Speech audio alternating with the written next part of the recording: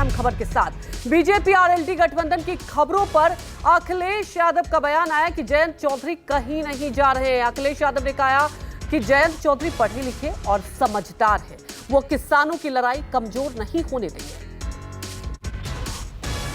जयंत चौधरी जी बहुत सुलझे हुए इंसान हैं, बहुत पढ़े लिखे हैं, राजनीति को वो समझते हैं। मुझे उम्मीद है कि किसानों की लड़ाई और मेरी आईडी है पीछे कर जो संघर्ष चल रहा है उस लड़ाई को वो कमजोर नहीं होने देंगे। तो वहीं आरएलडी के एनडीए में जाने के कयासों पर डिंपल का भी दावा है, जयंत किसानों को नुकसान वाला कदम नहीं उठाएंगे। बीजेपी में आरएलडी को 4 सीट का ऑफर दिया गया है। सूत्रों के हवाले से ये बड़ी खबर आ रही है। आप लोग क्या संपर्क में हैं उनके पिछले कुछ दिनों से राजनीतिक तौर पर? साथ टिकट भी अनाउंस करी गई थी जयंत चौधरी जी के साथ में, और ये शायद अकाउंट, फेसबुक अकाउंट और ट्विटर अकाउंट में राजशेखर जी की और जयंत चौधरी जी के आया है। तो मेरा मानना है कि जिस तरह तालमेल बैठा हुआ था तो तालमेल बिगड़ा है, तो इसकी बहुत बड़ी वजह हो सकती है। और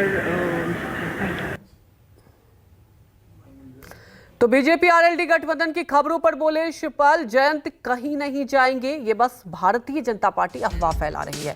जयंत चौधरी इंडिया गठबंधन के साथ है, बीजेपी के लोग भ्रम फैला रहे हैं। तो 22 तारीख को तो निमंत्रण अजय जी को ही नहीं मिला, हम लोगों को भी नहीं मिला, तो 22 तारीख की वो बात थी। अब हम लोग भारतीय जनता पार्टी के साथ नहीं जाना है। मैं अपने नेता विरोधी दल से निवेदन करेंगे हम लोगों की अलग से व्यवस्था करें।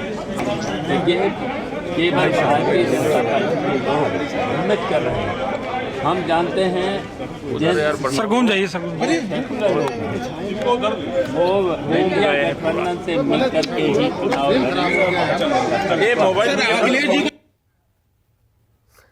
तो वहीं दूसरी तरफ आरएलडी गठबंधन की खबरों पर रवि किशन ने बोला कि सभी नेता जानते हैं कि बीजेपी में ही भविष्य है। कार्यशैली से सभी प्रभावित हैं। प्रधानमंत्री मोदी की जो कार्यशैली से है उससे सभी प्रभावित हैं। यशस्वी प्रधानमंत्री मोदी जी के कार्यशैली के साथ और इस देश का जो विकास हो रहा है, हर व्यक्ति, हम पार्लियामेंट में रहते हैं, अपोजिशन का भी मन है कि जुड़ जाए, लेकिन उनकी अपनी कुछ लक्ष्मण रेखा होती है, लेकिन मन से सब लोग प्रधानमंत्री मोदी जी को प्यार कर रहे हैं। जो भी पार्टी जुड़ेगी या जुड़ने वाली है, जुड़ेगी, व्हाटएवर, उनका बहुत सम्मान बढ़ेगा। उनको पता है क्योंकि उनके वोटर्स कह रहे हैं कि भाजपा ही में ही भविष्य है, भाजपा ही देश का भविष्य, आने वाले 40 साल 50 साल भाजपा ही भविष्य, और भाजपा के साथ ही सबका अस्तित्व और भविष्य अच्छा चलेगा सम्मानी रूप में। तो जो भी आए अपनी विचारधारा के साथ हो, विकास के साथ हो, उनका सम्मान। वहीं इस खबर पर विशेष जानकारी के साथ हमारे वरिष्ठ सहयोगी संजीव त्रिवेदी भी जुड़ चुके हैं, साथ ही लखनऊ से हमारे सहयोगी मानस श्रीवास्तव भी जुड़ चुके हैं लाइव। संजीव जी, सबसे बड़ी बात यह है कि देखिए, लोकसभा चुनाव और उत्तर प्रदेश की राजनीति कितना महत्वपूर्ण है दिल्ली पहुंचने के लिए सभी पार्टियों को पता है। अगर जयंत चौधरी एनडीए के साथ आते हैं तो वाकई इंडिया गठबंधन को भरा झटका लग सकता है। हालांकि दावे दोनों तरफ से किए जा रहे हैं।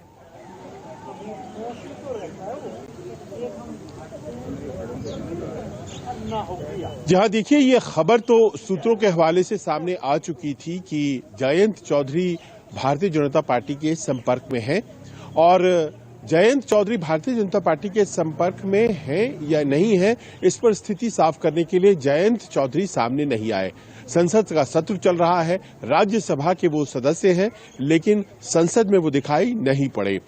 और अब से कुछ देर पहले हालांकि भारतीय जनता पार्टी के तरफ वो झुकाव दिखा रहे हैं, इस बात का खंडन करते हुए अखिलेश यादव और शिवपाल यादव और तमाम लोगों ने कहा है कि उन्हें विश्वास है कि वो नहीं जाएंगे भारतीय जनता पार्टी के साथ। लेकिन ऐसा लगा जैसे कि ये विश्वास जो है उसकी जमीन पुख्ता नहीं थी, क्योंकि अब से कुछ देर पहले हम लोगों ने यहाँ डिंपल यादव जो कि सांसद हैं, वो लोकसभा सेशन अटेंड कर रही हैं, वो आई थी, उनसे बातचीत की और उन्होंने कहा कि अगर तालमेल बिगड़ा है तो जरूर कोई बड़ी बात होगी।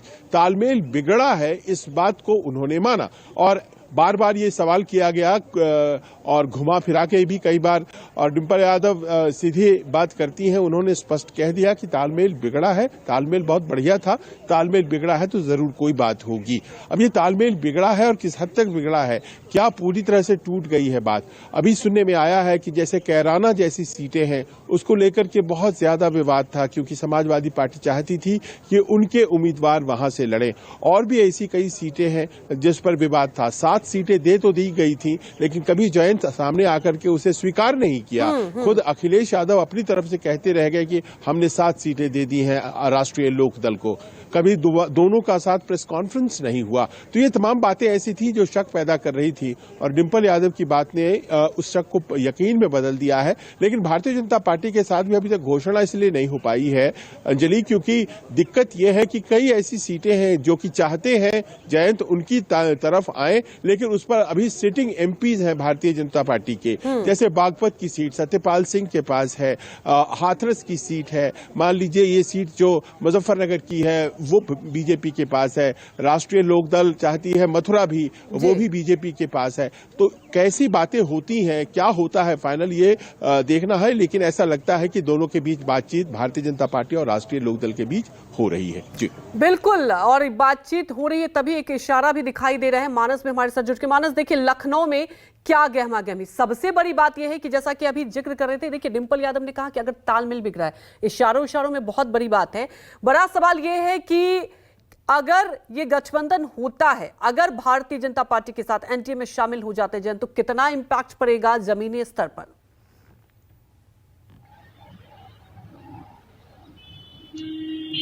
देखिए, इस बात के प्रयास बीजेपी की तरफ से काफी पहले से किए जा रहे थे कि जयंत चौधरी एनडीए का हिस्सा बन जाए।